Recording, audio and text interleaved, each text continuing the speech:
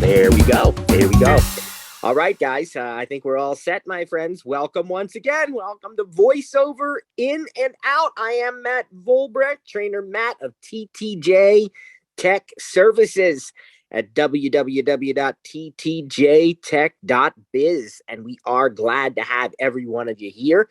We're so glad you came in today. Hope you're all doing well. I know we are here, praise God, and we are going to keep moving. I promised you a packed session today with lots and lots of awesome content. For those of you who may not have, and there's trainer Sarah. I'm going to unmute her. I'm going to make her a co-host. Bear with me.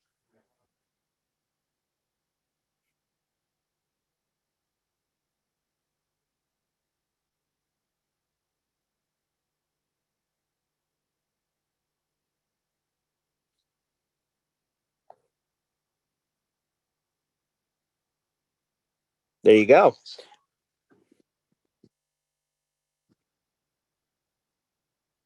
I'll give her a second there.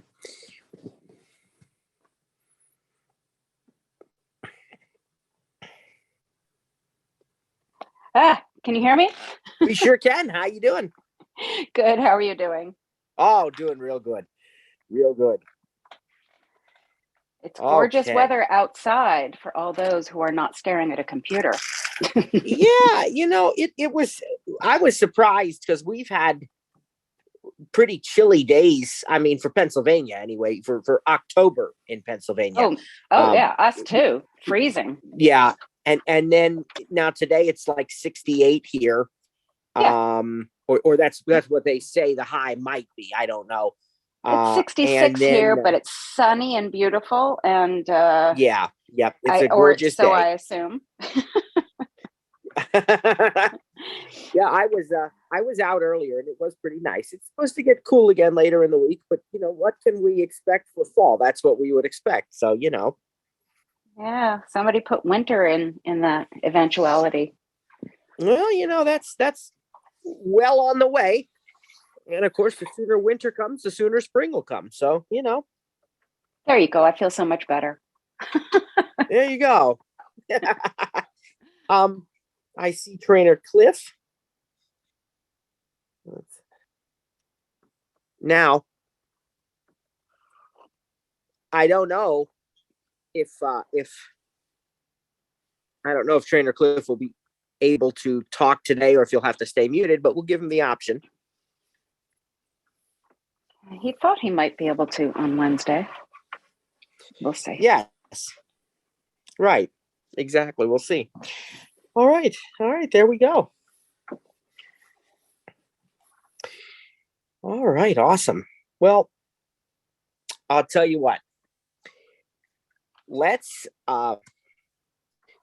remember that starting next week, we're going to have a hybrid model. We'll have partially recorded sessions and partially live. We'll still have some live parts and definitely give you a chance to interact and ask your questions. Today, there'll be time for questions. Today, we'll have some teaching and then we'll have a little break. You can stretch, get a drink, get a snack, whatever you want to do. Maybe we'll put the music back on and you can enjoy the music and you can dance a little bit. And then we'll come back and we'll do some more teaching and some Q&A today. So remember, when we get to the Q&A portion, simply put up a raised hand and we will unmute you. All right. So here's the thing. I want to look back. We talked on Monday about the philosophy behind VoiceOver. And we cannot speak for Apple. I don't work for Apple, and none of us works for Apple. Actually, Trainer Lynn works for Apple, but not in that capacity. She works at an Apple store, and or in the retail space, I guess, would be Good a better way to afternoon. put it. Hey, how you Hi, doing? Cliff. All right. How's it going? I got a few minutes, so if you want Good. me to introduce myself and do all that good stuff I can. I heard you about to go Yes. into the philosophy, so Well, yeah, I'll hold off on. I was just going to remind everybody, and what I was going to say right now is that none of us really works for Apple in that capacity, and this course is not endorsed by Apple. We're not a partner of Apple or anything, and so we can't speak for them for sure. But there are some things we talked about Monday that we will review about the philosophy of VoiceOver as we see it, and therefore the philosophy of this class. Before we do that, we will get Trainer Cliff up here because he doesn't necessarily have time to talk the entire time because he's got a job that's taking some of his time as well. So, basically, I want to give him a chance. The rest of us introduced ourselves on Monday, and Trainer Cliff, I'll turn it over to you for a few minutes. Hello. I don't even know how many people we have in here these days. I didn't even look. I'm I so think it's used to Zoom. 45 right now. I've been doing Zoom on the PC. Anyway, anyways, I'm Trainer Cliff. I've been with this team from the beginning. I think I was actually the first person that Matt asked. I'll get into that in a minute, but I've been using Apple products most of probably the last. It's 2022 already. Probably the last for 13 years. I started in 2010 with an iMac. Then I said, you know what? If the Mac works, then maybe the phone does too. So I jumped over to the phone and I've never put it down, so to speak. VoiceOver is phenomenal. I don't care what anybody says. I might be biased, but to me, it's the most accessible screen reading software for the phone that there is. I understand that the other platform has come a long way, but to me, based on the fact that VoiceOver is built in to the system, I don't have to buy apps. I don't have to install third-party voices and things of that nature. I can go out and buy an iPhone 14 today, set it up by myself with no sighted assistance. Is to me is leaps and bounds. People will have their soapbox opinions about whatever the case may be, but I've lived it, I've breathed it, and I'm one of those who have used other platforms. I used Windows Mobile. I've used an Android. When it comes to the Mac, I actually grew up on a PC and I love the Mac more than I've ever loved the PC. So, I mean, we'll get into that when it comes down to the more with the Mac class. But as it relates to VoiceOver, it's just to me the best accessible software out there. Does it have its hiccups? Of course. It's not perfect. It has bugs, but that's what we're here for, to work them out, teach you what we know, the tricks and tips and different ways of doing things. And everybody doesn't do things the same. Matt does things different. Sarah does things different. And I do things different.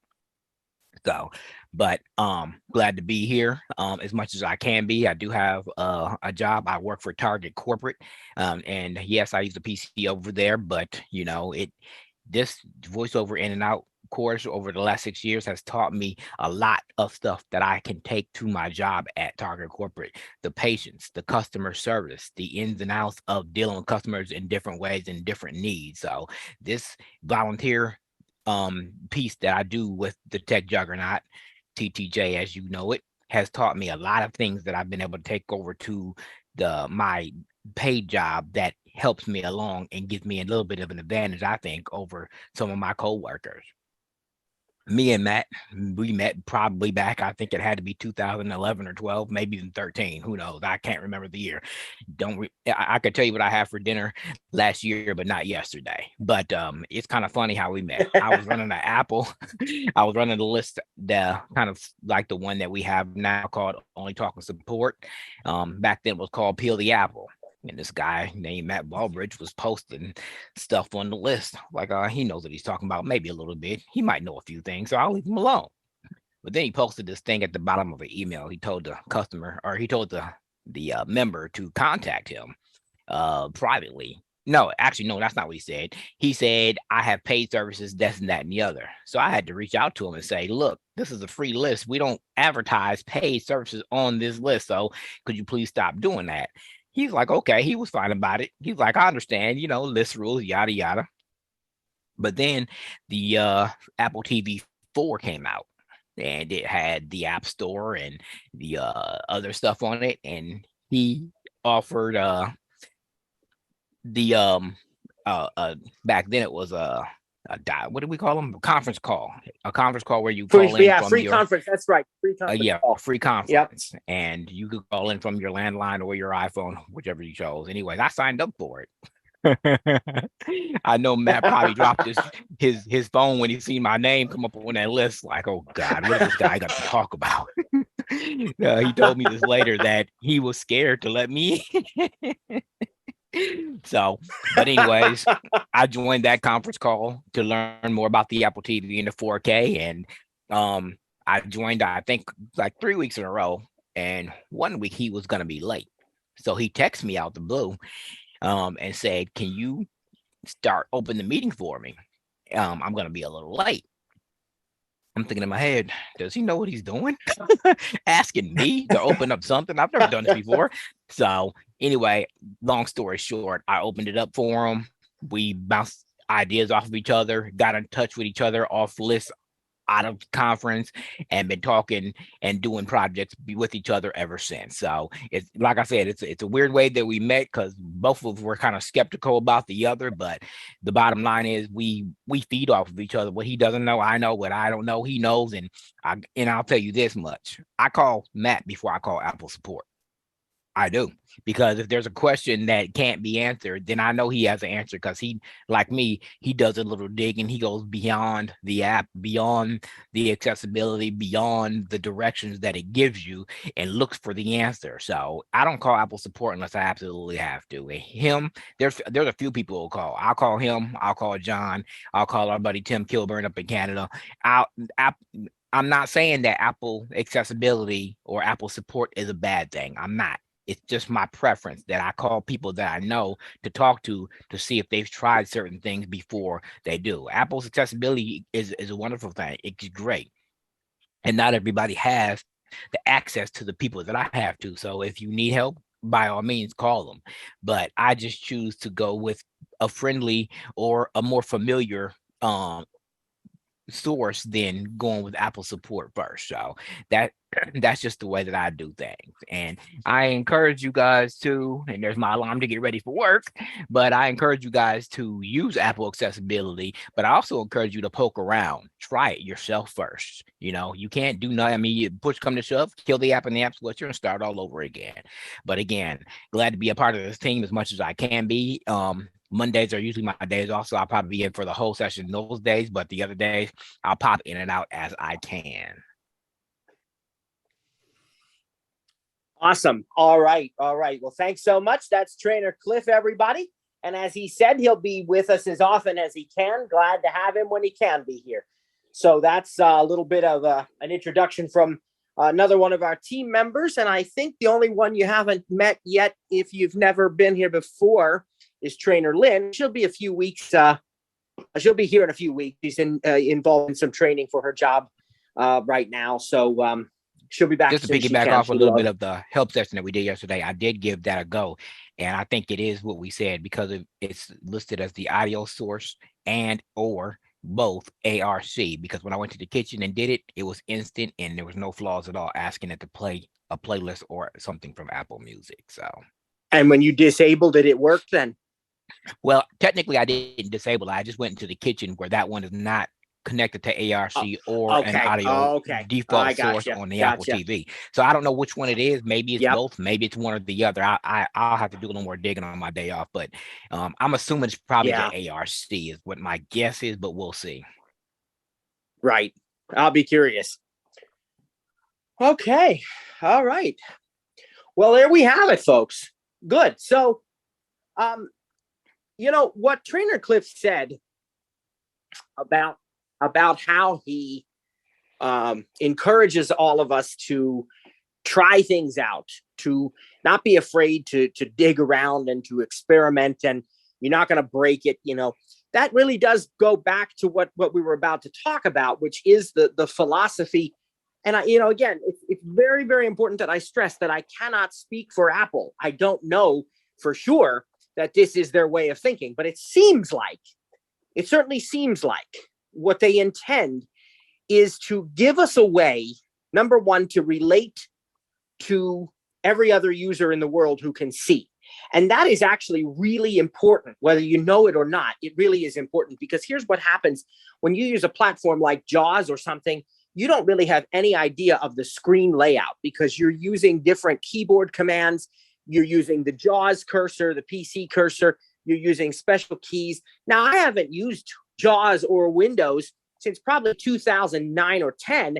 So, Cliff, you have to use it for work. Can you confirm, is that still the case with JAWS today, or has it changed drastically? What was the question? How I always say that, like, when you use JAWS, you really don't get an idea of the screen layout because you're just using these keyboard commands, and it doesn't really help you to understand how things are on the screen. Is that still true today? To a certain point, they have different things because you can use a touch cursor for certain things, but they have come a long way. They do have this one thing that it's called last phrase. So you know how with VoiceOver you can do VO Shift C. On Windows you can do VO, or not VO. I said VO. Insert space and hit the letter H, and it's for speech history, so you can copy and paste it. Oh, okay. I mean, it's not the same thing to me because it puts a lot of extra stuff in there, but yeah, whatever. What can you do? Right. But no, So it has come a long way from the having to do not interaction, but reading certain things back. They're making progress, is what I could say. Yeah. Well, that's good. I mean, and that's important. But when you look at the screen of a VoiceOver device, especially iOS and iPad OS, we're focused here, of course, on iOS. What you can do is you can easily relate to your sighted peers, so that if somebody says to you, this icon that you're looking for is, in the upper right-hand corner of the screen. Well, it really is in the upper right-hand corner of the screen with or without VoiceOver. It helps you to be able to get help. It helps you to be able to give help. And it helps you to be able to more easily learn apps that maybe don't have VoiceOver specific instructions, because you can make the inference. And that brings me to the next point, just a general review from Monday, the predictable patterns. If you were here on Monday, you heard us say this, and I'm going to say it again. And pretty soon it's going to be up on YouTube, and you can go back and listen there too. When you learn the basic patterns that the apps conform to, because there are only so many, right? There certainly are some apps that are outside of that scope because maybe they're very, very graphic, some really, really graphical games and so on, that kind of thing. But typically most apps, only so many ways they can be set up. And so when you learn how these patterns are, then you can begin to explore any app and any website that you want to. And so we've been talking about these fundamentals. Remember on Monday, we said that if you are watching, for example, the Super Bowl or the World Series, you are watching masters of the fundamentals. You're watching people who have learned the fundamentals so well that they can apply that to everything that they do. And that is what our goal is here, is to teach you that. And so on Monday, we started You're still out using that, huh? Yeah. The reason I say that is because you first not came up. I mean, I don't know if it was planned or what, but you first said that in our first Mac class. Wow, that back then was called A Month with the Mac. And I still remember that because I was listening to the recordings the other day just to see what's still going to be relevant with Ventura or not.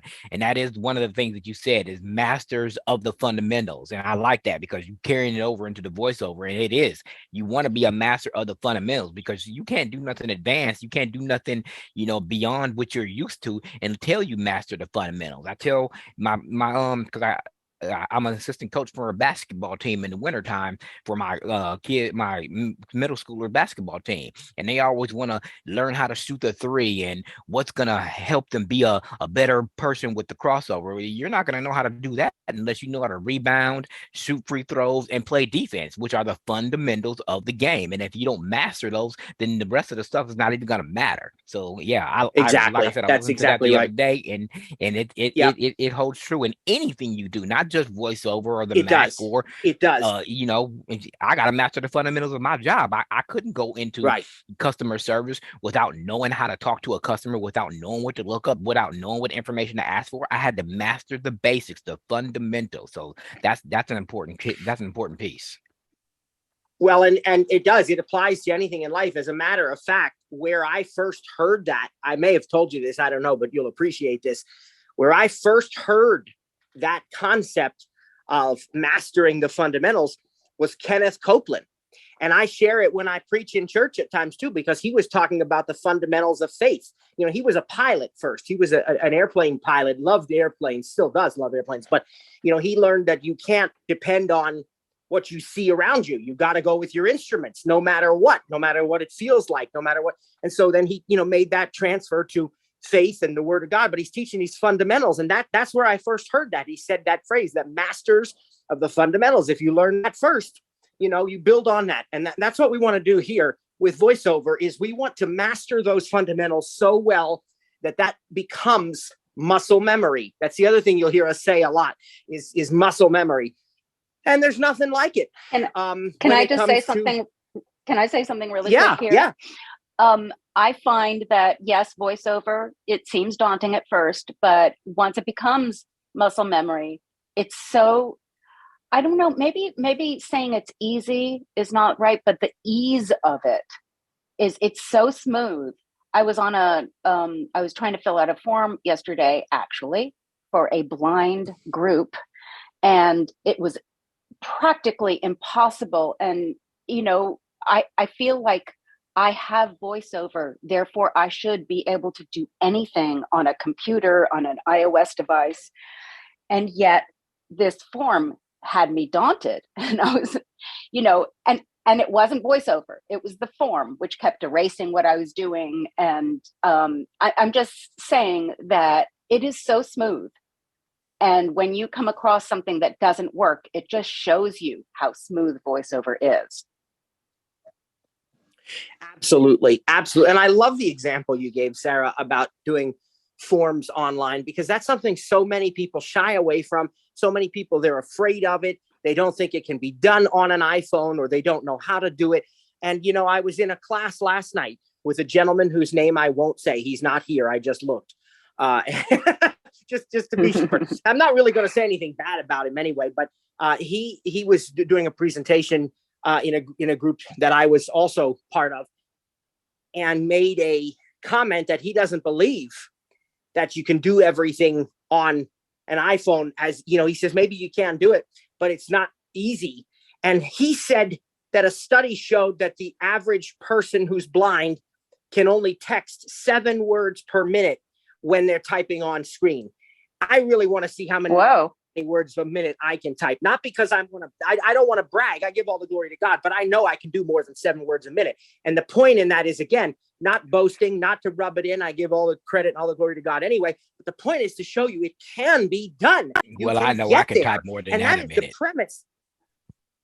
I know I can type. Absolutely. Even using just 2 fingers or double tapping and sliding, whichever method you choose to use, I know I can do more than that. Right. Exactly. And so there's the keyboard, God's grace, and there's a keyboard, and there's dictation, and if you all get those into mechanical devices as keyboard, well. then that's a whole different. Right, but we're not limited to just sort of limp along blind people. No, we have so many options. And so, God's grace kept me from debating this guy, because that really wasn't the time or the place for, and he is a fantastic gentleman. I mean, he seems really great. I like the guy, and I hope for a chance to engage with him on a higher plane, in a positive, godly, and constructive way. But what I brought that up is to say that there's a lot of people who do believe that maybe I can't do this. And sure, the iPhone might be good for me to make a call or, play Wordle, but there's no possible way I would ever use it to fill out a form online. And that's just crazy talk. I'm sorry, I don't mean that to be, but you can. You absolutely, you just got to master the fundamentals. You just got to get there. And Sarah's example, look, I love filling out forms on iOS. And 9 times out of 10, I don't even have to type anything in the forms. I use my autofill. Everything populates for me. I don't have to fill out forms manually 9 times out of 10. To me, because that is amazing. That you can just, go to a place above your keyboard and it populates. It's like, how does it know? Those are my feelings. Yep. I mean, I know it's a computer, right? But I'm like, how does it know? Right. Right. It's amazing. It really is. And so, that's our goal. We want to get you to that place. And to do that, we have to keep going back to these basics, these fundamentals, these predictable patterns. And as we explore apps on the iPhone, we're going to do that. We're going to continue to look at them from that perspective, from the perspective of what is the predictable pattern here that we can see. Now, on Monday, we taught you some of the most basic fundamentals that we possibly could, the one finger swipe and tap gestures. And we said that you go ahead and continue. I'm just letting you know I'm bouncing out. Good to talk to everybody, even though I haven't talked to nobody. And I will bounce back when I have a chance to, Matt. Okay. So you guys have a good Sounds good. Thank you too. Take care. Thanks for coming in. So we looked at the tap and the swipe, one finger. Okay. And we said that we can tap on any icon anywhere on the screen. VoiceOver will announce it and it will bring focus to that item. That is that VoiceOver cursor, that rectangle. If you can see, you will actually see a rectangle surrounding whatever item has the focus. It's not that you're activating that item. You're just kind of selecting it. The term is we've brought focus to that item. And when we do, the VoiceOver cursor is highlighting that item. So we can touch any item anywhere on the screen. And the official name for that is Explore by Touch. Okay. And we can do that. And we can even drag our finger along the screen.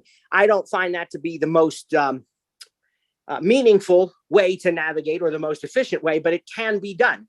And sometimes if you're having trouble finding something, or you're in an app that for some odd reason, the VoiceOver cursor doesn't cover the whole screen with swipe gestures, because there are times that will happen, either because of the design of the app. I mean, we could argue that it's maybe a bug that could be fixed and probably someday will, but it doesn't really matter, because the point is that you every once in a while, you will run into an app where if you swipe left and right, try as you might, the VoiceOver does not get to the whole screen. And so there's something at the bottom of the screen that you're missing. That's a great time for Explore by Touch and drag your finger around and you'll run into what you need.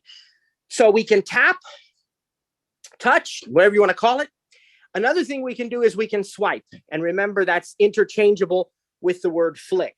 And some people will try to tell you that, up and down is a swipe, left and right is a flick, or no, they're entirely, the terms are interchangeable. And usually, most of the time, if you look at Apple's documentation, they're going to use the word swipe. But I've seen them use the word flick sometimes also. And flick is a good way to really describe what the gesture actually is. Because again, like we said on Monday, you got to lay your finger down and move it at exactly the same time. You don't want to keep it still first, or it's going to interpret that as a touch gesture. And what we want to do is just real quick, just right across the screen, swipe once quickly to the right or to the left. Obviously, Matt, swipe to the right. Yes. Rita has a really good description. I think it was Rita, where it was basically an airplane touching down and taking off. Right. So you don't want to come in, sliding in from say it's a flick to the right. You don't want to come sort of land on the screen and then flick up. You want to come down and just sort of it's like a momentary touchdown for an airplane. Do you know what I mean? Like a bounce almost. I mean, that's not an a hard interesting bounce. way to. Yeah, that's interesting. I like that. Of course, I'm very fascinated with aviation anyway, so that's cool. I like that. I got to remember that. So those are the gestures that we learned on Monday. And what we also learned is that we can, when we do find an item, whether it's by swipe or by touch or whatever, when we want to activate that item, we double tap, and that will open an app, that will type a letter, that does whatever the item or the element is on the screen, that activates it, okay? And remember that a double tap is real quick. You can change the speed of the double tap time, but it is typically pretty quick, and they're very, very light. Remember, capacitive touch, very light touches, just real quick on the screen. And remember, we said, once you've brought focus to an item, however it is that you do that, you can double tap anywhere. Your finger doesn't have to be precisely in the same place. You can even double tap with two separate fingers. I mentioned that some folks who maybe have dexterity issues or what have you will use two separate hands, both thumbs, tap, tap, one thumb, the other thumb, real quick though. And so it doesn't matter as long as you do a single tap somewhere else, you're not going to change where the focus is. So this is very useful information, I think, to know. And of course, the only other thing we really covered Monday was how to turn VoiceOver on and off. And we said that there are several important ways to do that. You can review those. We'll have that up on YouTube here, probably by tonight, late or early tomorrow morning. I waited until I sent out a reminder to everybody to make sure they're subscribed to the correct newsletter so that as many people as possible can get the information. If you haven't had a chance to subscribe, remember, go to ttjtech.biz. That's ttjtech.bravo indigo zulu biz, and there's a subscribe button there. That is where we're going to send the YouTube link. So you'll see the first one probably here tonight, next one tomorrow, something like that, for today's class. But all of the information on how to turn VoiceOver on and off is in that first class. And again, it includes the accessibility shortcut, which is the triple click. If you've set that up, or if you've done it right out of the box. If not, or even if so, you can also use Siri. Say turn on VoiceOver, turn off VoiceOver, whatever. Of course, sighted folks can go into settings and accessibility and VoiceOver. They can do it there. And if you really must, you even can do it with a computer. If your device is connected to your computer, then using either iTunes or the Finder on the Mac. iTunes is Windows, Finder is Mac. You can turn VoiceOver on and off from the accessibility settings once you've selected your device, your iPhone or what have you. Now, I want to talk today about the basic components of the home screen, and I want to talk about the rotor, and I want to talk about Magic Tap. But before we do any of that, I want to talk about device setup and authentication and the lock screen. So like I said, we got a lot to cover. We're going to move quickly, but not too quickly. And if you have questions, you feel free to ask them. And remember that you can always listen back to this on YouTube because it's going to be a lot of information. All right. So first of all, I want to talk about device setup. Many people think that you need sighted assistance to set up a new iPhone. And Cliff already mentioned today that you don't. And a lot of people will go to the Apple Store, and that's fine. There's nothing wrong with that. And the Apple Store is only too happy to help you. That's fine. And, but if you're like me and you don't have an Apple Store nearby, you don't have to worry because you can set up a device entirely by yourself. And the key thing to do is to turn the device on with the power button, which is on the side on the iPhone. And you press and hold that for about 4 seconds and then release it. And if you can see, you'll see an Apple logo. That's when you let go of the button, when you see the Apple logo. If not, though, it's about 4 or 5 seconds. Now, later, once you get your device set up, if you have an iPhone 14, any of the 14 models, there is a setting to turn on a power on and off chime. And it is very, very clear when you turn that device on. It's really cool. It vibrates a little and it makes a chime sound. And so you know exactly when to release that button. But the only phones that can do that are the 14 series. And if you have a different device, that's okay. You don't really need it. Like I said, it's nice, but 4 or 5 seconds ought to do it. Now, once you do that, you're going to wait about maybe 20, 30 seconds and then just touch the screen, okay, to make sure it's awake. That is, there we go. That's going to make sure the screen is awake. And now you can immediately triple click that side button if you don't have a home button, or triple click the home button if you do have one, and it will turn VoiceOver on right out of the box. It will also set the accessibility shortcut to VoiceOver, so you don't have to go back in and set that up later. It's easy then to just triple click to toggle VoiceOver on or off. And so that is how easy it is to turn it on. There'll be some right away when you turn it on, some VoiceOver instructions to tell you how to go home to swipe up from the bottom. We covered that on Monday. We're going to go over it again in a review here in a moment. And then it's going to let you walk through the setup process. And how do you do the setup? You use these basic gestures we've already taught you. You swipe, you touch, you tap, and you double tap, right? And it really is, you know, if you're new to it, I could see it being a time-consuming, challenging process, but really and truly, it gets easier and easier. And we have a demo of me setting up an iPad Air on our YouTube channel that we think you ought to check out, okay? So it's very, very easy to set up your new device. Now, one of the things you're going to encounter in the setup process is your biometric authentication to teach your iPhone or your iPad or whatever to recognize you by your face or your fingerprint. This is actually really cool, very useful, and really important. When we have a device like the iPad, well, all the iPads except the Pros, the current Pro, right? So the Air and the ninth generation iPads, the minis, they all have Touch ID, which is your fingerprint authentication. The Pro iPads, and of course, all the iPhones now, except for the SE, have Face ID. So they're using your face. I want to spend a little bit of time talking about Face ID because Touch ID is great. I love it. I use it every day on my iPads. And it's really, really good. But I don't think there are as many question marks surrounding Touch ID. Okay.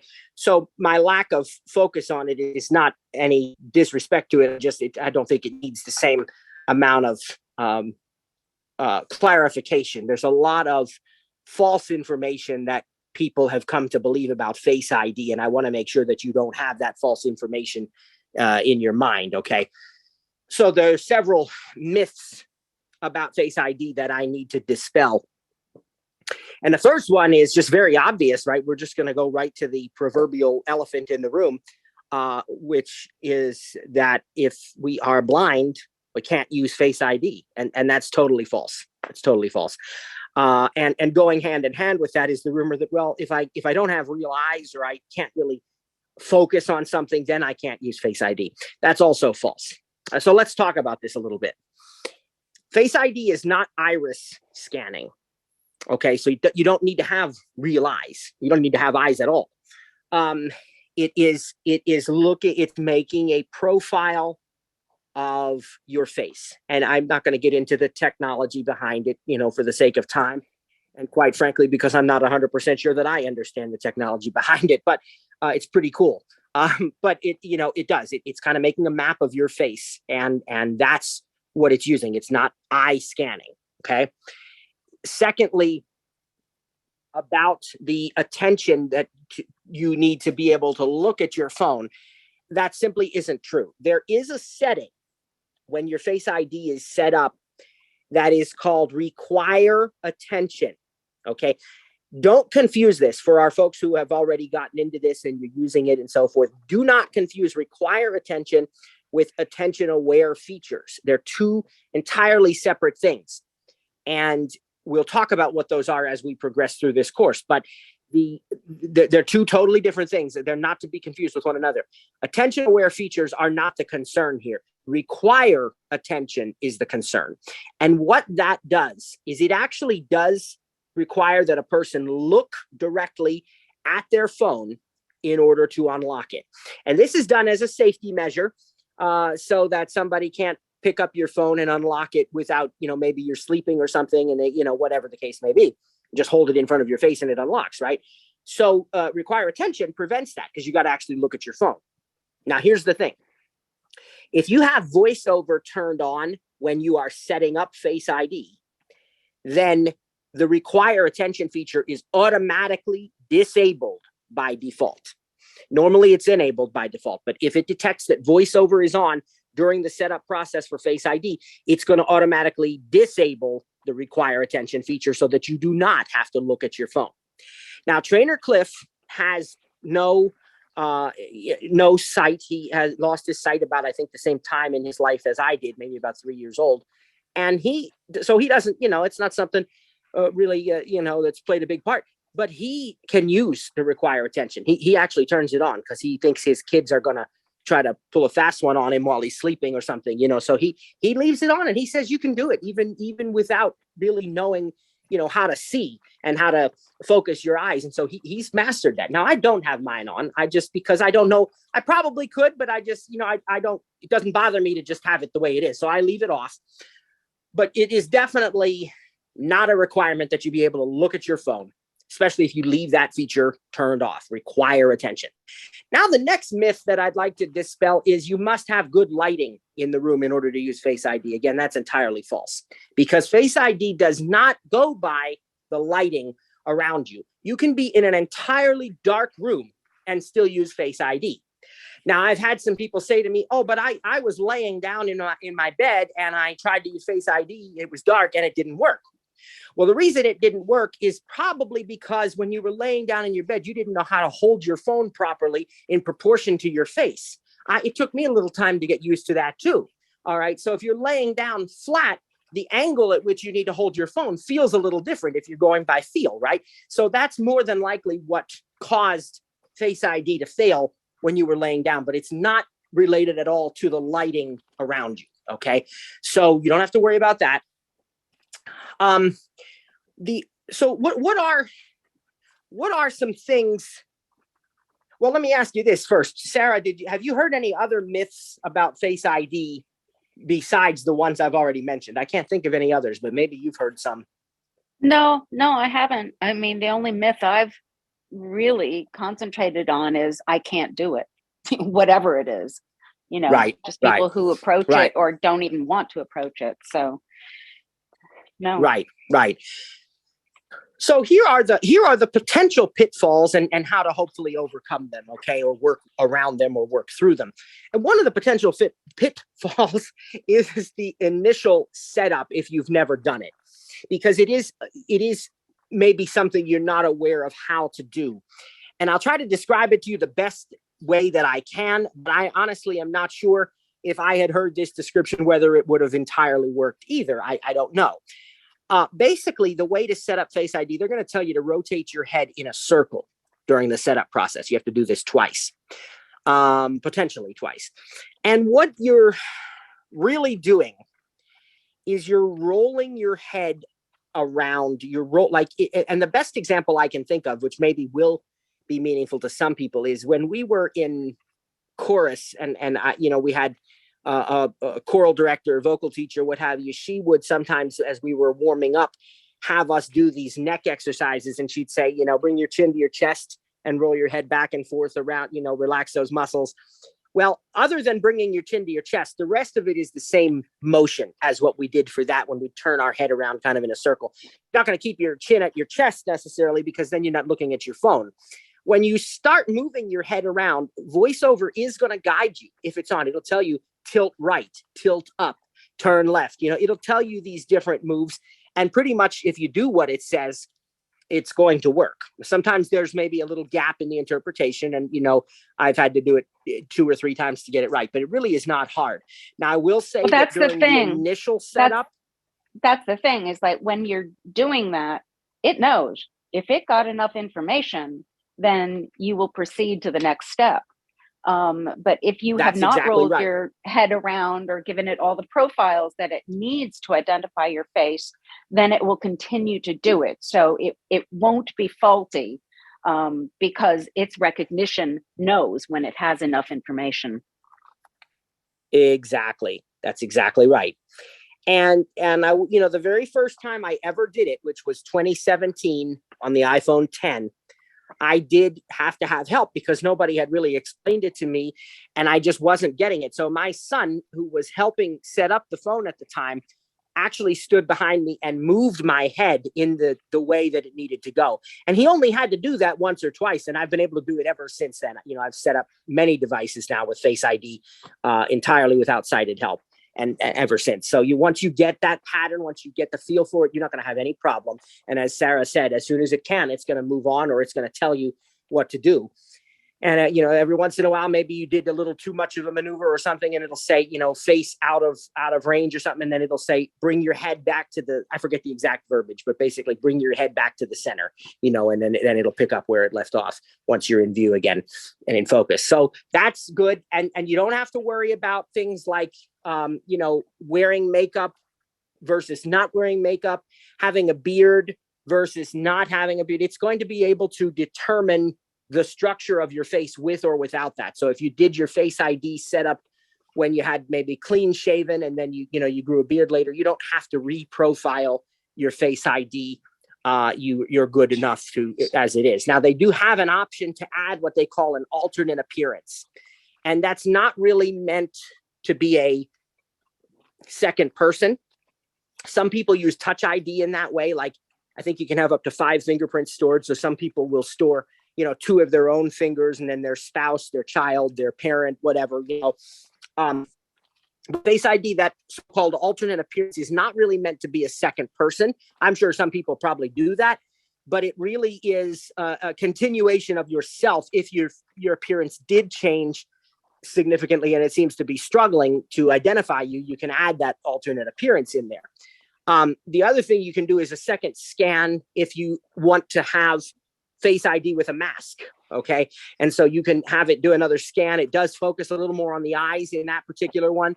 And that allows you to, at least in theory, unlock your phone even when you're wearing a mask. Now there, you kind of do need to be able to look at the phone a little bit more.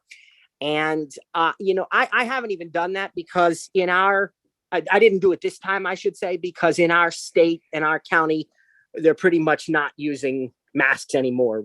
There's no requirement for them, and most people are not using them. So I didn't bother with that this time when I set up my 14 Pro. I did have it set up on my 12, I think. But, I always kind of struggled with it because there you did have to look at it a little bit more precisely. So if that happens and you are in a situation where you need to wear a mask and you can't master the looking at it, or you didn't set it up, you can also still use your passcode. And you can also use, if you have an Apple Watch, you can unlock your phone with your Apple Watch. So there's alternative options and ways to do that. Here's what I don't recommend. And I know people will do what they want to do. And I'm not trying to offend anybody or criticize anybody. Okay. But here's what I don't recommend. I don't recommend not using these methods. I don't recommend ignoring Touch ID or Face ID, ignoring a passcode. And you say, well, I don't keep anything sensitive on my iPhone and I always have it with me. Still, it's not a bad idea to have it set up. Maybe someday you will keep banking information on there, or maybe, it's just better to set it up. And there are some features that really do require it, right? They're going to work better. The experience is just going to be better if you set that up, create a passcode. The default is 6 digits. And of course, then back it up with your Touch ID or your Face ID. But you can also do really 4 digits. It still allows you to do just 4. I know you probably don't advise that, but you can. Right. So the default is 6, but you can change it to 4 digits, and you can also change it to custom passwords that are like alphanumeric or whatever, or more than 6 characters. You can do that too. So you do have other options besides just the standard 6-digit passcode. Okay, so that is a bit about the biometrics and setting up the device. And we're not going to get into all the really, nitty gritty details of the setup. And do I restore from iCloud? Do I restore from, my other device? Do I, all these things are very important. But I kind of feel like because we're trying to start from the ground up, that's probably not where a new user would begin. If you are brand new and you've never touched an iPhone in your life, you're probably going to have somebody helping you, whether it's an Apple store, you're, a family member, a friend, a carrier. Most people are not going to venture into that territory by themselves on their very first go around. Not that it's hard, because it's not. And if you are doing it, if you just read the information, it's pretty self-explanatory. But, again, that's something we do have a video on. And certainly we have our Tuesday help sessions. I want to remind you about our Tuesday help sessions every Tuesday at 2 p.m. Eastern. It's not this same link as our meeting here, but it is on the website, ttjtech.biz. And you can join us free of charge. Come in and ask your questions. And kind of first come, first serve. We just go right through the alphabet. And you don't need to raise your hand. We get to everybody. It's also very general.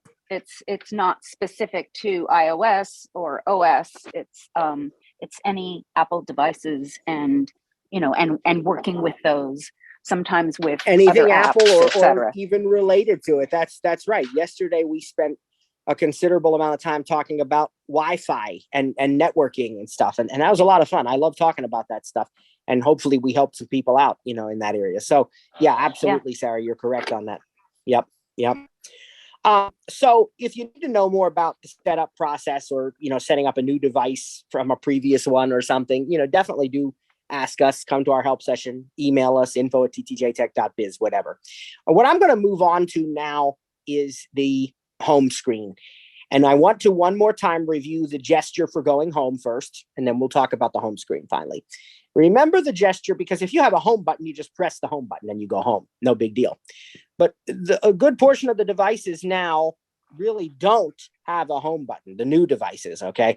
If you're getting a new device, the only devices that have a home button actually are the iPhone SE and the iPad 9th generation. All the rest of them do not.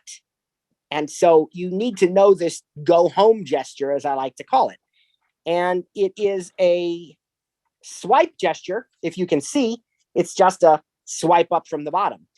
For VoiceOver, it's kind of a lay and swipe. Remember the thing we told you not to do when you're swiping normally, to lay your finger down? Now you got to do it. and the reason you have to do it is because, right. The reason you got to do it is because you need to make sure your finger starts out in the correct place in order to perform the swipe gesture. And so if I tap on the correct place at the bottom of the screen, I will hear this little boop, just a little blip sound, as we like to call it. And it indicates that my finger is in the right place. If you don't hear that, you might as well lift your finger up and have another go around and go at it, because you got to get that sound first, that little feedback. And then what you're going to do to go home is you're going to swipe your finger up to the second little blip sound and then lift it. Now, if you're using an iPhone, there's also a vibration that accompanies that second blip sound, not the first one, but the second one. There is a little haptic feedback, they call it, a little vibration. So I'd like to do it for you again here now. 3 notifications. I'm on my lock screen and I'm just gonna do this little gesture. Hopefully you'll hear the blip sounds. Okay. I don't know if you heard it or not. I heard it. Okay, that's my photo. Okay, good. Okay, perfect. So that is the way we go home. We lay a finger on the bottom of the screen and swipe up to the second blip. I typically use either my right index finger while I'm holding the phone in the left hand, or I've actually held the phone in the left hand and used my left thumb.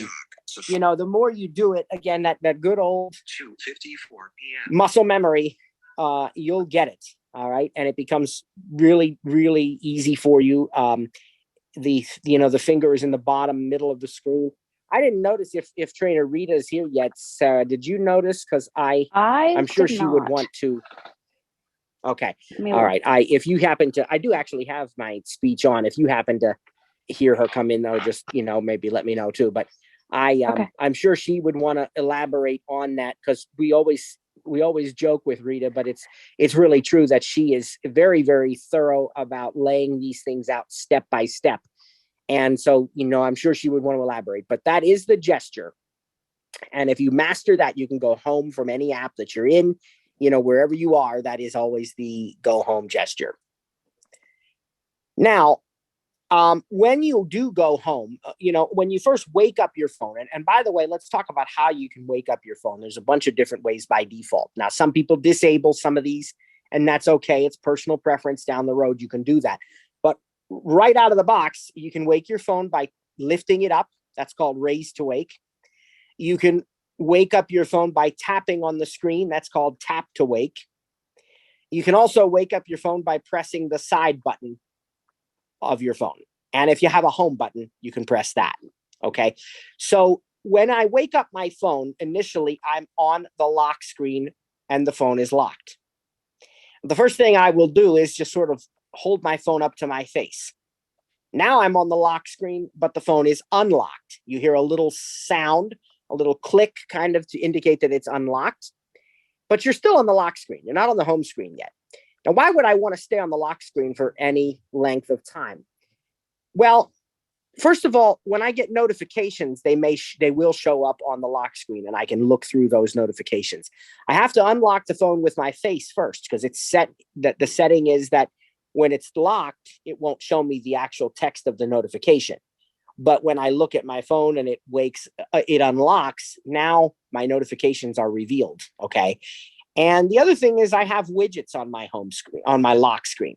Now, a widget is a little, almost like a small app that runs directly on the home screen or the lock screen and gives me real-time live access to something. Like, for example, the weather widget shows me the current weather conditions. Calendar widget will show me my next appointment coming up. All right. So let's take a look at the lock screen that I have. And in iOS 16, we can create multiple lock screens and easily switch between them. And we'll teach you how to do that shortly. There's another gesture you're going to need to know to do that. So I'll talk about it probably later on today. But know that you can change your lock screens. You can customize the colors and the fonts and the various widgets that are on them. Okay. So I want to show you my lock screen. And again, what I will do is I'll lift my phone up and allow Face ID to do what it does. Now, where do you want to hold your phone for Face ID? You want to hold it a little bit away from your face. An arm's length away would be too far, but you want to hold it a little bit away from your face, not real close. When we can't see, sometimes we think the closer you hold it, the more it's going to get a clear picture because, you know, that works with sound, right? If I can't hear something, I come closer to it, I can hear it better. That is not true with cameras because the closer you bring an object, it kind of narrows the field of view so much that, you know, you might focus on your nose, but nothing else, for example. So it distorts it, right? So you got to kind of hold it a little bit back away from your face. And I find, although I've had people say this isn't really necessary, maybe it's just in my mind, but I find that if I sort of tilt the top of the phone towards me a little bit, like towards my forehead, that I get almost guaranteed results. So I'm going to do that now. I'm going to lift up the phone. I'm going to wake it up and let Face ID unlock it. And then we'll look at the lock screen with the unlocked phone. 2:59 p.m. And it unlocked already. It didn't even really make the sound. It just kind of, I felt the little vibrations, but it. Clock alarms off. All right. So I have the. Wednesday, October 5th, 2:59 p.m. The date and time. And then. Clock alarms off. There's no more alarms set for today. When I get past midnight, it'll show me tomorrow's alarms, but there's no next alarm for today. 2:59 clock batteries. iPhone 49, 86%. 86% battery. Weather. Temperature currently 64, high 66, low 48. There's my weather widget. Calendar. Next event, 4:45 p.m. All right, so that's our next event on the calendar. Next event, and then 4:45 p.m. If I touch down near the bottom of the screen, camera button, flashlight off button, show notifications button, do not disturb button, calendar, next do not disturb. Okay, so we heard several things there. I was swiping left. The bottom was the camera. We can get quick access to the camera. The next thing to the left was a flashlight. I can double tap to turn that on and off. That uses the camera, the rear camera flash. Then we heard it say show notifications. So there are some notifications here, but it's whenever the default setup in iOS 16 is not to show them. It's just to display the number of notifications that you have. And you tap on that show notifications and it will reveal them to you.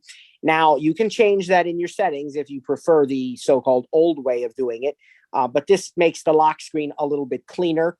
And by the way, also it will display typically the most recent notification for you if it was displayed within, the past couple of minutes. If you just maybe got a message or something, then that will show right away. Like I just got a message, for example. 3:01 p.m. So flash up, do not disturb messages now. Edward Ball. There it is. and I could read that.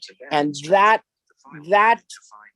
basically was a message that is from someone who is in my sort of allowed list, even when Do Not Disturb is on. That's why they got through, because it's my dad, actually. So, had it been somebody that wasn't in that list, I wouldn't have even seen that right now, because Do Not Disturb is on. We'll talk about what that is later. It's a focus mode. We'll teach all about those, but not today. So that's on my lock screen. And that's what we saw. We saw the weather, the calendar. Now, what I can do is I can swipe up to go home. Photos, fall. Action available. Now, I'm on my home screen, and I have some widgets there too. A photos widget. Fall. Actions available. 2007. Actions available. Fall image. Actions available. FaceTime photos. So there are some photos right here on my. A child lying on a gray couch. Fall. Okay. And this is a fall 2007 memory from my photos. For those who know what that is, if you don't, you'll learn in this class about memories. But that's a fall 2007 memory that it's featuring. And it described to me it's a child laying on a couch. Okay. That particular photo that's there right now. This is just one of several widgets that I have on my home screen. Again, a widget is a little part of an app that displays real-time or live information. And it's like a shortcut. We will almost, learn. It is, or a cheat sheet, yeah, or something like that, because it's like when you're taking notes in a class, that kind of thing. Exactly. That's right. So you don't get the whole story. You just get you have the picture. You have okay, I know who that is. That's my kid, and I want that to be accessible at all times. And that kind of thing. Exactly. And if I want to see the rest of that memory, because a memory is a collection of photos. I said we'll teach that, and we will, not today, but just to give you some context, a memory is a collection of photos and videos that Apple puts together based on a lot of facts, a lot of factors, whether, maybe it was a trip that you took or somebody's birthday, whatever. And we happen to be in the fall season right now. So that may be why it's featuring photos from fall. And it picked 2007, probably because that's the first year of pictures that it has, because we took photos from an SD card and put them onto our phones when we first got them years ago. So fall 2007 is probably about as far back as it'll go, as what we have. So it's going to show you that. And if I want to see that entire memory, that entire collection of photos, complete with some music and things of that nature, I could just double tap on that widget, and it will open up the Photos app and play that memory for me. A lot of other widgets, and we will talk more about them throughout this course. But for example, I have a calendar widget and a weather widget. I have widgets for the TV app and the music app. I have a maps widget, and I can cycle through these very, very easily. We'll teach you how later. Okay. But I really love widgets. There's some people who don't really think that they're going to like widgets. And primarily, I think it's because they haven't learned how to use them. They're really cool, and they provide quick access to a lot of information. And this widget here, and this is the last thing I'm going to say about widgets for now, I promise, but this widget here is actually what's called a smart stack. And what that means is it can automatically rotate and display one of several widgets. I think I have 7 or 8 widgets in this stack, and depending on what it needs to display at the time. So for example, if it were calling for rain or snow within maybe the next hour, or if there were a winter storm warning or something, or severe weather alert, it would automatically switch from the photos to displaying my weather widget. Try again. And if it were, now that time you heard the little unlock sound, I just got a notification I want to look at and see what it is. I suspect someone is, someone's walking their dog outside about this time every day.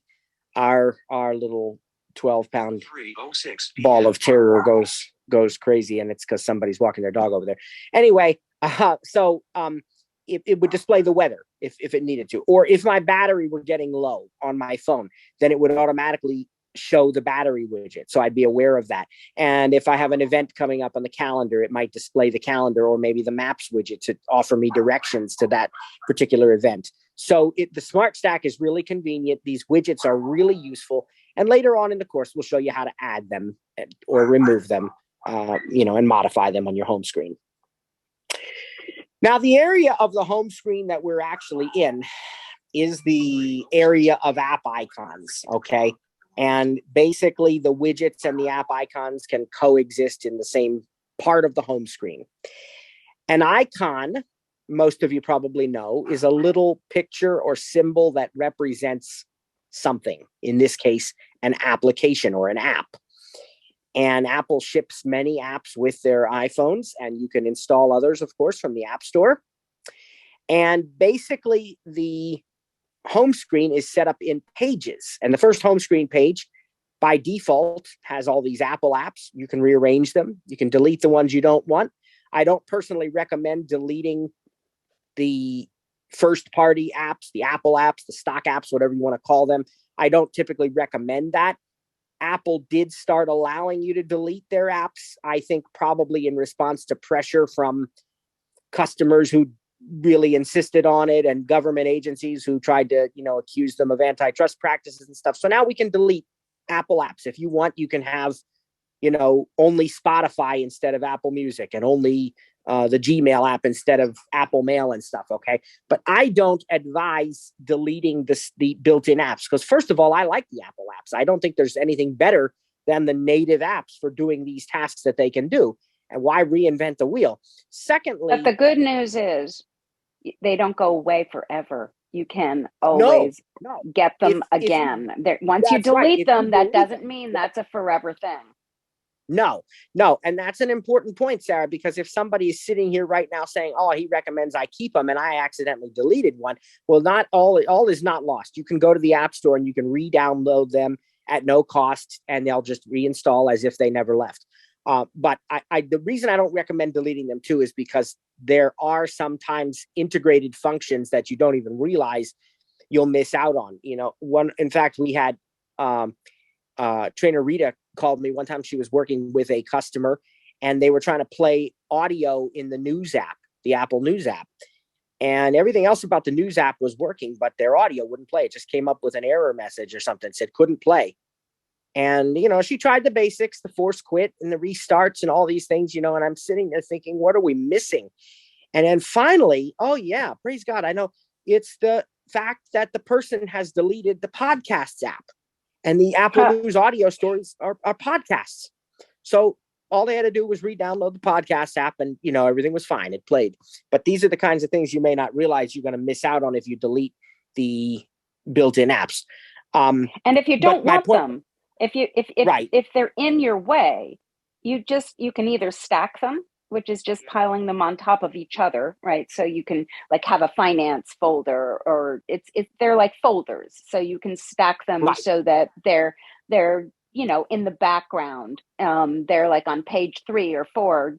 If you're Matt, I guess page 36. I don't know how many pages you have. I'm actually down to 7 pages, but okay. That's because I don't typically make folders. It's just not the way I work. I have a couple folders, but mostly just, I just lay out the apps the way that I like them. So yeah, you have multiple home screen pages. Whenever you need a new one, it gets created automatically based on the number of apps that you have. And if you can see, there's these, every app icon is maybe a different color with a symbol of some sort that represents what the thing is, and like the phone app might have a telephone or whatever, and it also does have the words there, but the words are not the first thing you'll see, because the basic truth is that people will be first sort of attracted by the color and the shape of the icon or whatever. And so what trainer Rita did is to create a guide for those folks who need it, of what each icon looks like. And I think that was updated last for iOS 14 or 15. So we probably need to go through and make sure it's still accurate, but it was a cool thing. So you have all these app icons, and that makes up one area of the screen, of the home screen, that is, okay? And so that's your app icons, maybe some widgets in there, kind of all throughout the middle of the screen and beyond, okay? The next area I'd like to talk about of the home screen is the dock. Now, the dock is the bottom row of icons. There are 4 icons in the dock by default. If you've not changed your home screen layout, those 4 icons are, and I believe this is still true as of iOS 16. If you set up a brand new device and don't restore from a backup, I restored from a backup, but I think this is still true of new iOS 16 devices also. And that icon order for the iPhone is Phone, Safari, Messages, and Music. Okay, right out of the box. You can change that. You can put other ones on there and remove something that's there. Yeah, I think But mine has Messages first. Okay. Let's see. It's Phone.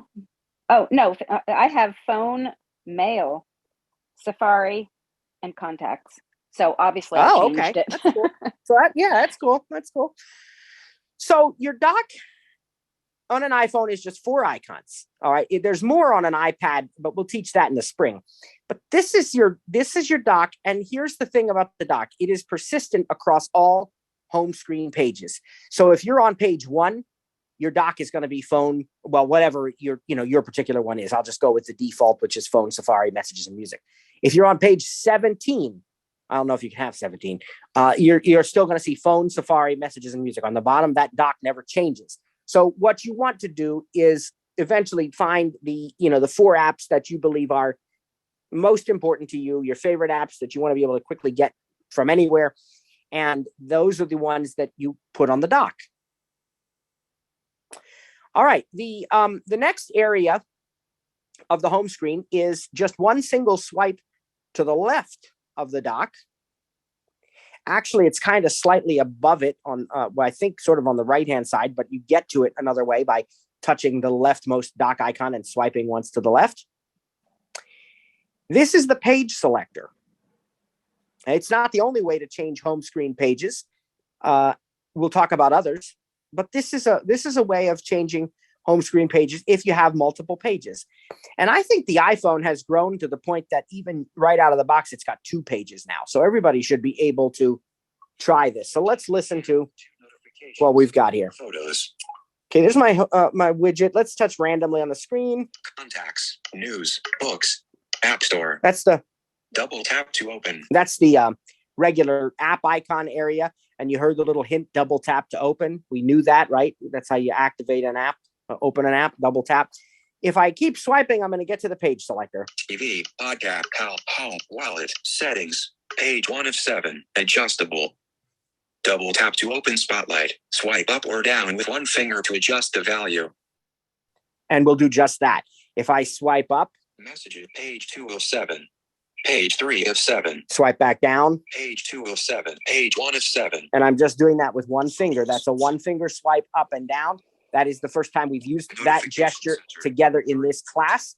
But it is how you can switch pages. And what I'd like to say is you also heard it say to you, double tap to open Spotlight. Well, we're not going to learn Spotlight right now today, but we are going to learn about Spotlight eventually. So just know that if you double tap on that page selector, it does do that. But right now, the most important thing to know is if we swipe up or down with one finger, we change pages. There is another way to change pages when you're focused on the app area. Remember the app icons? Clock, maps. Double tap to open. This is a 3-finger scroll gesture to the left and to the right to turn the page. We can 3-finger swipe left to turn the page. Page 2 of 7, 5, page 3 of 7, page 4 of 7. And we can also swipe with 3 fingers to the right to go back to the previous page. Page 3 of 7, illustrations, page 2 of 7, files, home, page 1 of 7. All right. Photos. So that is another way that we can turn pages. Okay. So we've talked about the app icons and potentially the widgets. We've talked about the dock.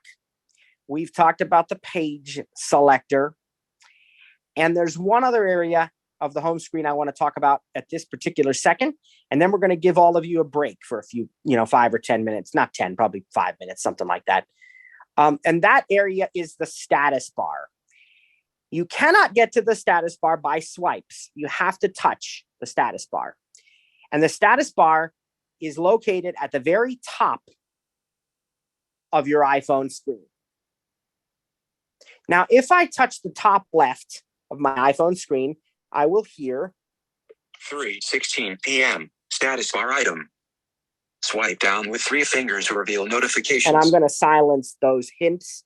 Those hints are still accurate, but they're not actually the way we are instructed to teach that anymore. So I'll come back to those things. But we have the time, and then to the right of it, I have Do not disturb image status bar item. It's telling me that I am in do not disturb. Cellular 4 of 4 bars. Signal strength. There's my cellular signal. I have 4 bars.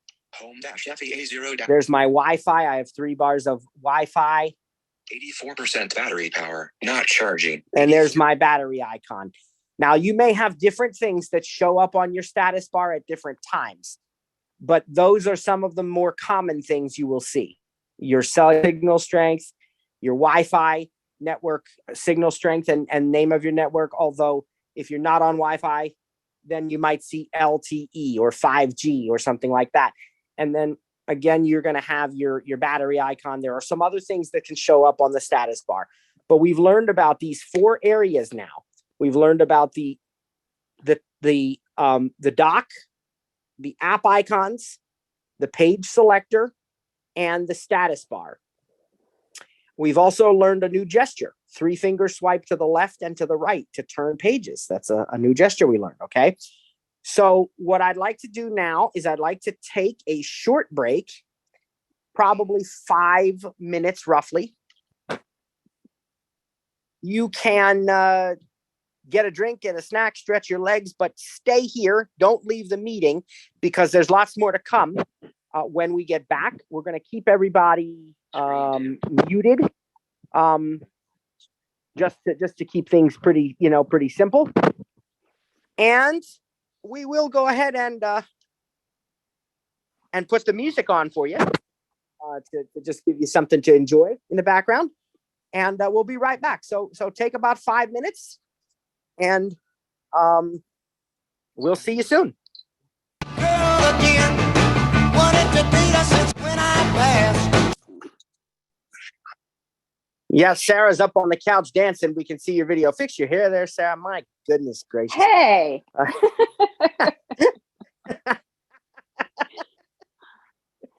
All right, you guys. just can't shut we're off gonna video and bank on that, huh?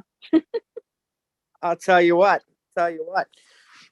Oh yeah. All right. So hopefully everybody's having a moment there of a time to take a little break, and we'll get started here in another minute or so again.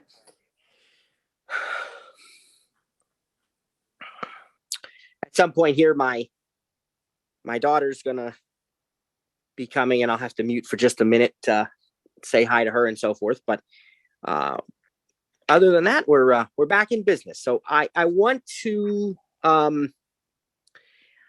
kind of keep the ball rolling on this same track that we're going down, which is talking about the home screen. And we've talked about different pages of the home screen. There are sort of 2 kind of extended pages, which are at the very beginning and the very end of the home screen. They're not page numbered, but they are there. If you continue swiping past page 1, you get to a today view.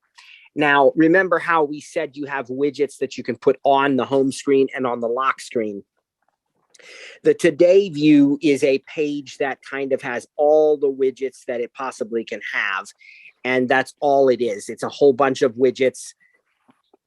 It's a useful way to access a lot of information very quickly. And that's something that, we maybe don't spend too much time on because we do pin our favorite widgets now to the home screen and the lock. But it's important to know if you land on that page, at least you now know what it is, and you can do your go home gesture to get out of it and back to the regular parts of the home screen. And then if we go past our last page of apps, we get into what is called the app library. Now, the app library is a convenient way to see every app that is installed on our device. It happens to display apps by category, and you can double tap on the name of the category to see even more apps, because it's going to only show like 3 at a time. So let me demonstrate this for you. We'll go Messages, message, text field, settings, page 1 of 7, page 7 of 7. one more past that. Showing app library, search field. Now, we'll talk about this search field in a minute, but if we swipe to the right, Suggestions, mobile, music, Amazon Alexa, universe, recently added, SHO anytime, stars, Zumo, recently added folder, 12 apps. Double tap to open. so you see, it showed 3 recently added, but then it has a recently added with 12 apps I can double tap on. All right, what's the next category? Social, messages, messenger, Facebook, social folder, 6 apps. And there are 6 apps. Double tap Now, to you notice it's calling these folders. These are not folders that I have made. And if you do make folders, these folders may not mirror the folders that you make. This is the App Store category designation, but they're considered folders anyway. So it showed me 3 social apps, messages, messenger, and Facebook. But apparently I have 6 apps that fall under that category. So if I want to see the rest of them, I double tap on that folder.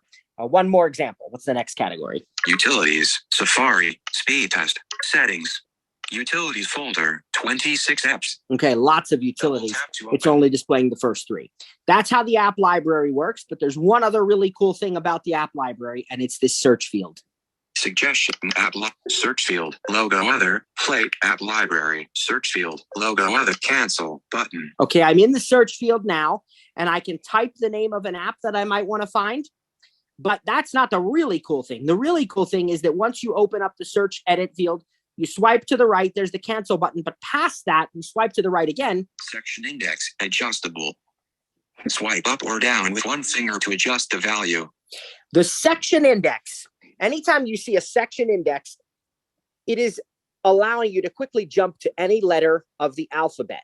Why do we need a section index here? Because if I swipe to the right, remember, I'm already in the search field. You have to have search open to do this. I swipe to the right. ABC, Abode, Okinator, Amazon, Amazon Alexa, Amtrak, Any List, App Store, Applebee's, Assistant, Baby Life 3, Barclays US, Beltit, Best Buy, Bible. Are you getting an idea of what's happening here? It is displaying every single app I have in alphabetical order.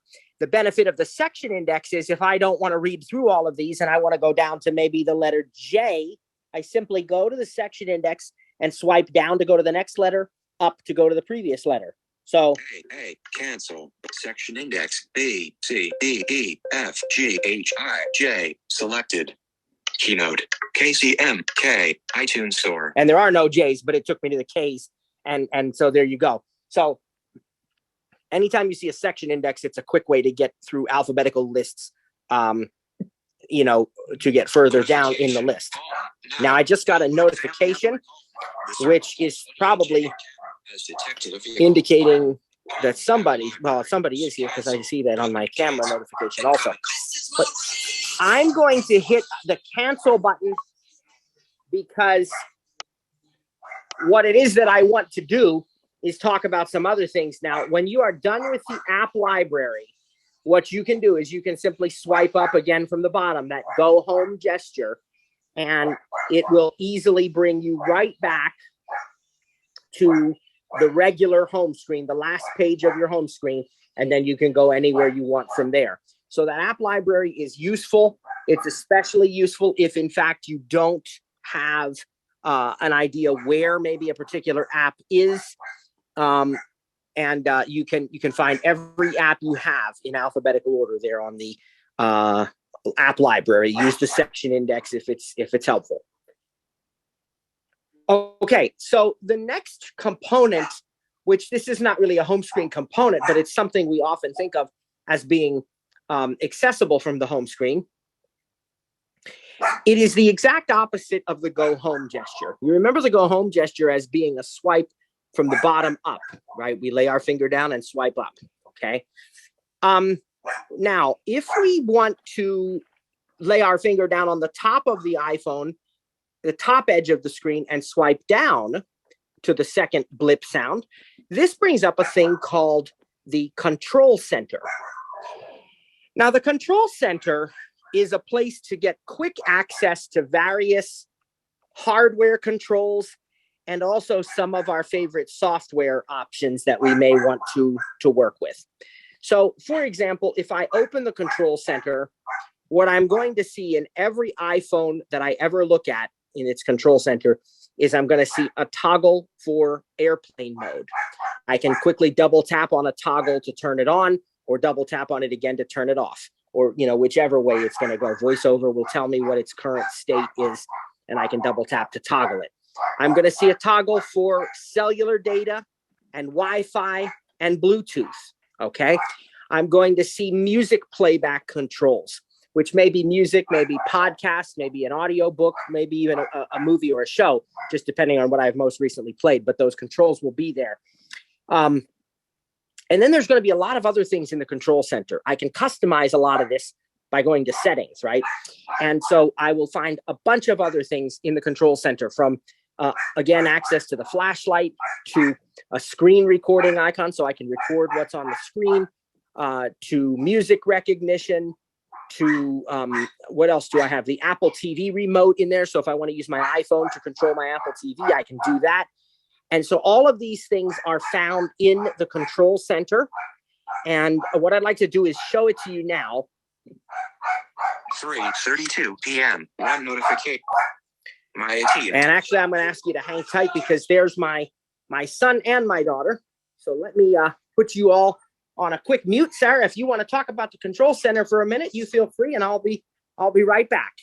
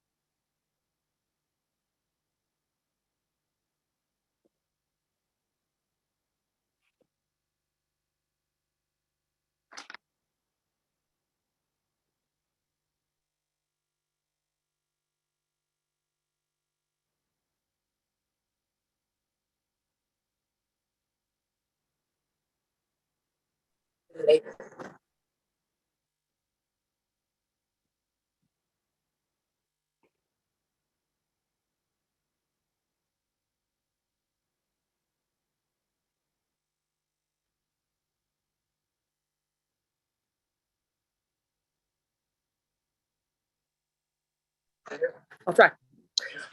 Okay, so let me show you what the control center sounds like. And this is the way I have it set up. Now, again, you can customize this to your liking. AT&T.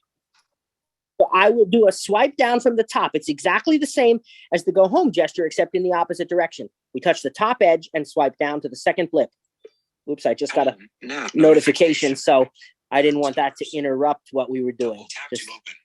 When I get a notification, Home now. Volbrecht family Everett home. The Circle View 28J8 camera. It's on the top edge of the screen. Dismiss. I can swipe up MC. and I see a dismiss option and I see other options. I waited too long though and it went away anyway. So I'll teach you about that here shortly. All right, let's do the control center. That's where we really were. Edit mode. You heard that little first blip? This time we'll swipe down. Control center. Airplane mode. Switch button off. And it's exactly as I told you. Airplane mode. If I swipe to the left, Services in use, dimmed, button. 82% services in use. if there were location tracking or anything, it would show me there. And I can double tap to view details on active services. But here we go. Airplane mode, switch button, off. It's off. Double tap and hold to show more controls. All right. Double tap to toggle setting. We're going to Swipe up explain or that down in a to moment. select cellular data. Switch button on. Wi-Fi, home DAC, Bluetooth. Switch button on. AirPlay audio button. We'll talk about some of these. Media controls. Logo other. Previous track. Play button. Next track. AirPlay audio button. Lock rotation. Switch button off. Screen mirroring button. Screen mirroring. Double I can tap send to everything show on my controls. display to my Apple Swipe up or TV. down. Brightness 65% adjustable. I can swipe up and down to adjust the brightness. Volume 100% adjustable. And Swipe up or down with one finger to adjust the value. I can up or swipe- down to select a custom there we action. go. I can swipe up or down to adjust the volume level. These sliders, that's all you do. One finger swipe up and down. Selected. Focus. Do not disturb button. That's showing me I'm in a focus Swipe up or mode. down to Do not disturb. accessories and scenes you add in the home app will appear here. Garage main garage door off. Entrance front door on. Hallway lyric EP 2500. Living room LG Webo. Kitchen coffee maker. Hallway Christmas tree. Flashlight. Switch button off. So there were some home accessories there. Timer button. Calculator button. Camera button. Apple TV remote button. Code scanner button. Music recognition. Screen recording button. Screen. And that is it. recognition. Lots of stuff. Now to get out of the control center, I just do the go home gesture. Double. My AT&T. Okay. Now, Double tap to open. there's a lot of things in the control center. And in today's class, we're not going to explain each thing and what it does. There's a lot of very useful stuff and a lot of really cool stuff that I do believe you should know about. But what we're going to do is we're going to post a document on the various control center options. And what I really encourage you to do is play with it yourself and see what you can have, what you already have, or what you can add to your control center and try it out. Now, one thing I want to talk about, it's time to learn another new gesture, because what we saw was, you heard it say, double tap and hold to, what did it say? Bring up additional options or something like that. All right, it is time we learn about a very important gesture. If you're taking notes, don't forget this one. A lot of people do, and they miss out on some really great things that they can do. We are going to learn about the long press gesture. Now, long press comes from the way that a sighted user activates it by simply pressing and holding on a particular thing, an icon or whatever it is they want to long press. They simply literally long press. They press and hold. For VoiceOver, we have double tap and hold. So it's still a long press, but it involves a double tap first. We double tap and hold. And when you do, you'll hear these three rising tones that indicates that it's been done properly and it is a long press gesture. But it's a double tap and hold. Now, there is another way to perform a long press with VoiceOver if you're not comfortable holding your finger steady for a second or two, and that is to triple tap. If you triple tap on something, it typically does the exact same thing as double tapping and holding. So if you're more comfortable with that, you can do a triple tap gesture. Throughout this course, we're going to use the term long press quite a bit. So please remember that when we use the term long press for VoiceOver users, that means you can either double tap and hold, or you can simply tap 3 times quickly, triple tap. Either way is fine. It's up to you, but I'm not probably going to say it every time just for the sake of time and so forth. But that's what the long press gesture is. That's how you perform it. The long press gesture is very important because the long press gesture allows us to get contextual options for a particular control or item or app icon or anything else. Almost everything supports a long press gesture. Not everything, but almost everything.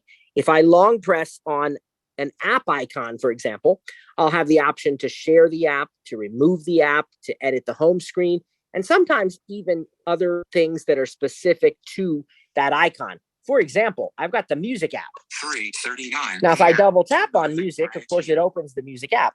But what if I long press music? Let's try it. Music. Double tap to open. Long press. Remove app button. Remove edit home screen. Play most recent Stevie Wonder Superstition button. Play my station button. Search button. Dismiss context menu button. And we'll dismiss it. But you see, Dock music. I had all those extra options, context options for music. Play the most recent song I played, play my personal radio station, search for something, all these different things. And they were specific to the music app. Okay. If we tried it, let's just try one more to give you one more example. Let's try maps. 3:40 p.m. Stop free V. Remind web maps. Mark my location button. Mark my location. Send my location. Search nearby button. Edit home screen. Remove app. Dismiss context menu. Okay. Maps. Again, some really cool things that we can instantly do right from the home screen by doing that long press gesture. Yeah, In I the have to control say, center, I forget long about press- that. I forget about that a lot. Yeah. Yeah. It's yeah, just a shortcut. You it's don't so have to cool. go hunting around, Right. for other And actions. not every app. That's exactly right. And not every app on the home screen is going to have, custom options like that, but a lot of them do. And a lot of other things do. And in the control center, it's really useful because those controls like Wi-Fi toggle, the focus mode to turn do not disturb on and off, you get a lot of additional options if you long press to bring up the context menus. Now, many times, but not always, many times you'll find a lot of the same things in the rotor, which we're going to learn about in just a little bit. Probably not actually until next Monday, because I think I want to start out with the rotor next week and not rush through it today. So I'm thinking probably Monday, but we'll see. But the rotor, for those of you who already do know what the rotor is, the rotor often, though not always, contains the same items that you'll find in the long press menu. But I'm telling you, please check the long press menu, because sometimes there are additional options in the long press context menus that are not in the rotor, and you don't want to miss out on something that would really be cool. So check both. Okay.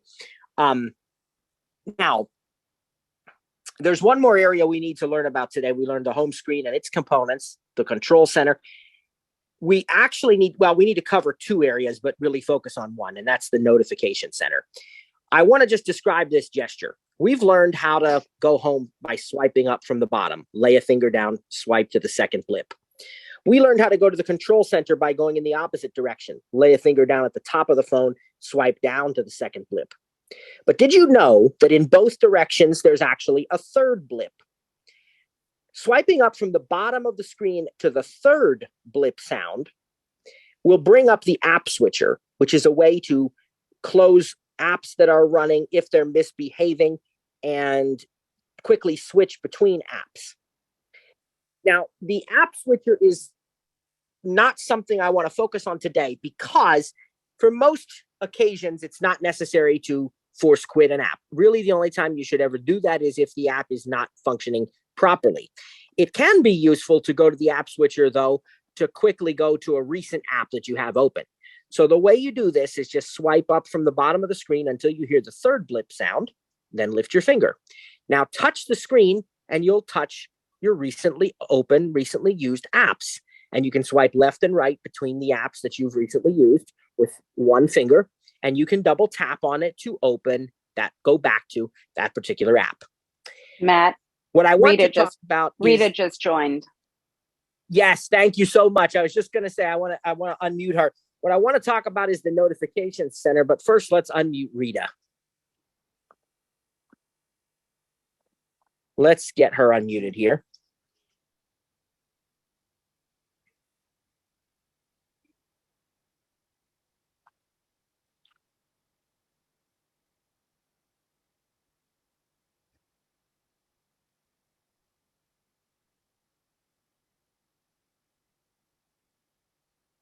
There you go, Rita. Hello, everyone. Hi, Rita. How you doing? Hey, okay. Good. All right. So we're going to cover this notification center and a couple of final little gestures for today. And that's where we're going to then turn it over to questions and answers. And Rita can jump in and rehash anything that she'd like to as well. But Rita, we've covered what we've covered today is sort of a review of Monday, and then kind of continuing down that track with an exploration of the lock screen. We didn't teach them how to create new ones yet, but they know they can. And we covered the lock screen and the how to unlock with Face ID or Touch ID. We covered the home screen in detail and its various components, what an icon is, and the app icons and the widgets, the dock, the page selector, the status bar. And we also covered the Today screen and the app library and the control center. And now we're going to finish up with the notification center. So like we told everybody Monday, it was a packed session today. Lots and lots of information. Yes. But thankfully they can, they'll be able to go back and listen on YouTube. So, so notifications real quick. This is such an important part of using the device, because you'll use the device and all of a sudden you'll get a notification that someone sent you a message or, a calendar event, or as I just got right now. Let's see what I just got. Home now. Volbrecht family Everett home. The Circle View 28J8 camera has detected a vehicle. It detected a vehicle outside as motion detected. So you get these kinds of notifications when your phone is asleep. The most recent one will show up on the lock screen, and the rest of them, you remember I taught you today that there's that show notifications button. Now, again, you can change that. Like we said earlier, if you want to see all the notifications on your home screen as you used to, that is under settings and notifications, and you can change it from count to stacked or just individual notifications. But I like it this way because it keeps the home screen cleaner. And if I want to see my notifications, I can get them by hitting that show notifications icon, or by going to the notification center, which we're going to teach you about in just a moment. Before we do, though, what happens if you get a notification while you're using your phone? If you're actually, watching a movie, typing a document, playing a game, browsing the web, and all of a sudden a notification pops up. What do you do? Well, first of all, that notification pops up at the top of the screen. I mentioned that a few minutes ago. It's like a banner, and it only stays there typically for a few seconds. There's a few of them that are persistent, that will not go away until you take action on them. But typically they just go away after a few seconds. You can customize this again in your settings. The most important thing I can tell you about notifications today is that notifications are actionable, meaning you can take different actions on your notifications. So don't just dismiss your notifications or just ignore them until they go away. Now, that may be the action that you want. That may be what is appropriate for you at that time, is just to let the notification go away so that you can revisit it later. Or maybe it really doesn't matter to you, so you do want to dismiss it. That may be the right choice. But I don't want you to make that choice because you think it's the only thing you can do. I want you to make that choice because it really is fitting for the particular notification. I want you to know that you have options. So first of all, let me talk about an important distinction between the two things I just said: dismissing it versus ignoring it till it goes away. There's a very big difference. If you dismiss a notification by swiping up or down, remember I said you can swipe up or down with one finger after you tap on a notification, and you can choose dismiss. To give you more detail and more context, what you got to do is you have to first reach up and touch the notification to bring focus to it, like we talked about earlier. Okay, bring focus to it, and then swipe up or down with one finger until you hear dismiss or clear, and then double tap, and it will do that. But here's what's happening when you dismiss it. When you dismiss the notification, you are telling your iPhone, I either already took care of this, or I just don't care about it. I don't want to see it again. When you dismiss it, it is gone. It does not come back. If you ignore it until it goes away on its own, it can be accessed later in the notification center. But if you dismiss it, it cannot be accessed in the notification center. Now, the event itself still occurred. So let me explain. If you get a message from somebody and you dismiss the notification, you'll no longer see that message in the notification center. But it will still be in your messages app. You're not deleting the message that somebody sent you. It's still there, and you can read it later, but you just can't access it from the notification center if you dismiss it. Again, dismissing the notification means to say, I don't want to see this notification. It is gone. Okay. Leaving it there until it goes away on its own means I probably do want to see it later, but I just don't want to deal with it right now. So I'll go back and revisit it in the notification center later, which we'll talk about momentarily. Again, those are two options that a lot of people take, and there may be good reason to take those. I myself do those things at times. But there is a third option that's really important, and that is actionable notifications, to actually do something about the notification now. And the way you do this is, again, you touch the notification first to bring focus to it. And now you do the long press gesture. Remember, we just learned about long press. What is it again? It's double tap and hold, or simply triple tap. When we do a long press on a notification, we get all kinds of relevant contextual options. For example, if we double tap and hold on a reminder, we're going to get options to mark that reminder as complete, or to be reminded again, like to snooze the reminder for 1 hour, to be reminded tomorrow. So what happens a lot of times, I've had customers say, how do I, once I've done what my reminder says to do, how do I get rid of it? Because I have, 35 incomplete reminders that are already passed, and I did the thing, but I don't know, do I have to go through and delete them one by one? The answer is no. You can mark them complete one by one, but the real answer is what you should have done. And now, going forward, what you should do is mark it complete right away when it pops up on your screen, if you've already done it, or again, be reminded again in an hour or something. So again, those steps, step by step. See, I'm learning, Rita. You tap on the notification at the top of your screen to bring focus to it. You'll hear VoiceOver say notification, and it will read the text of the notification again. Now, long press, double tap and hold, or triple tap, and you'll bring up a little pop-up menu. And now you will see these different options, like mark as completed, or complete, remind me in an hour, all that stuff. Again, this is one of those things, we haven't taught the rotor yet. We're definitely going to do that Monday, not today, because I don't want to rush it. But this is one of those things that sometimes can be also done from the rotor, for those who know what that is and how to do it. But I encourage you to make this long press on the iPhone, because it just seems to work really, really well and provides all these contextual options that you may want. So actionable notifications. Those things can be done both from the lock screen and when they pop up during your actual use of the device. That same long press gesture can also be done in the notification center, which is the final, one of the last couple of things I want to teach about today. To get to the notification center, this is after the fact. We totally missed it. We didn't see it, whatever. We want to view our notifications. This is the app switcher gesture in reverse. Remember, app switcher is touch the bottom of the screen and swipe up to the third blip sound. Notification center is touch the top of the screen and swipe down to the third blip sound. It brings up the notification center. We can swipe through our notifications, double tap on them to open the app that they came from, long press on them to get context options, clear all of our notifications. Just explore this. Play with it for yourself, because everybody's notifications may look just ever so slightly different. Play with it, experience it, but that's the notification center. One thing that happens in the notification center by default also is that notifications are grouped by app.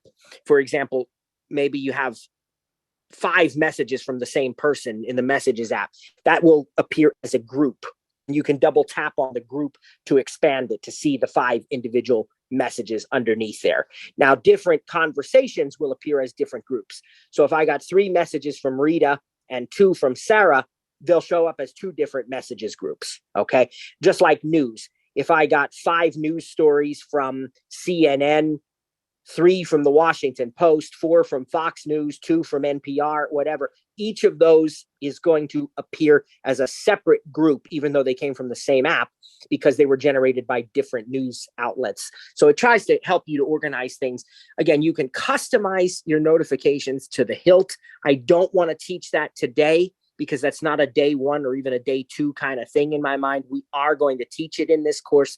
You'll learn about focus modes. You'll learn about critical notifications and time sensitive notifications and quiet notifications, all kinds of things you're going to learn about, but just not today. Okay. I just wanted you to get a feel for the notification center today. And just so you know what to look forward to on Monday, but we're going to go to Rita here in a moment because she hasn't had a chance to talk. She had a prior appointment and, just came in. And then we're going to go to your questions before we close for today. But just so you know what to look forward to on Monday, we're going to talk about the rotor. Monday, we're also going to talk about text entry, how to type. And we're not going to get into the real advanced typing modes yet, typing methods, but we're going to at least show you how to input some basic text. And Monday, then, if there's time, we're going to introduce you to the first app that we're going to show you.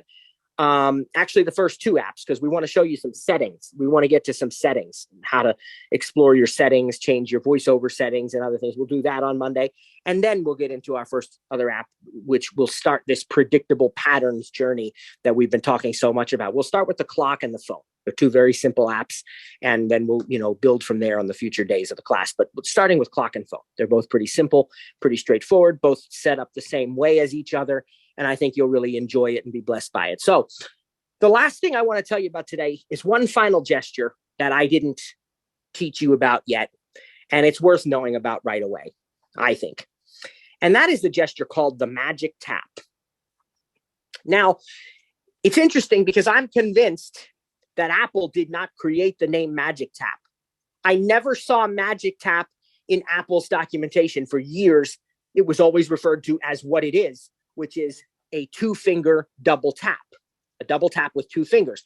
And for years, that's how I always saw Apple refer to it, two-finger double tap.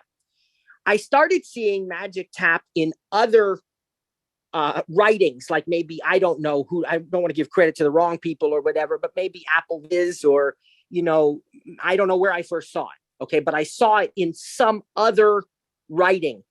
And then all of a sudden, before I knew it, it started appearing in Apple documentation.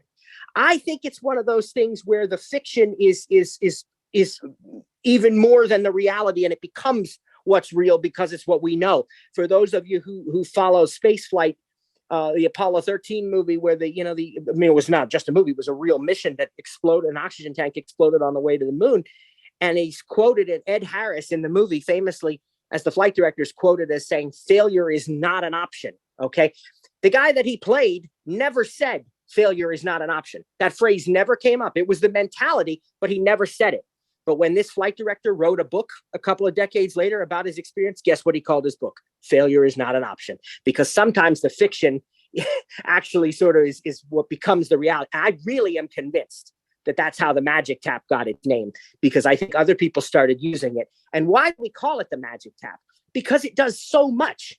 There's so much that this two-finger double tap does, depending on where you are. If you are on the home screen, the Magic Tap will start and pause any music that you might have played recently, or any music that's in the queue, or maybe a podcast, and some kind of media. Okay.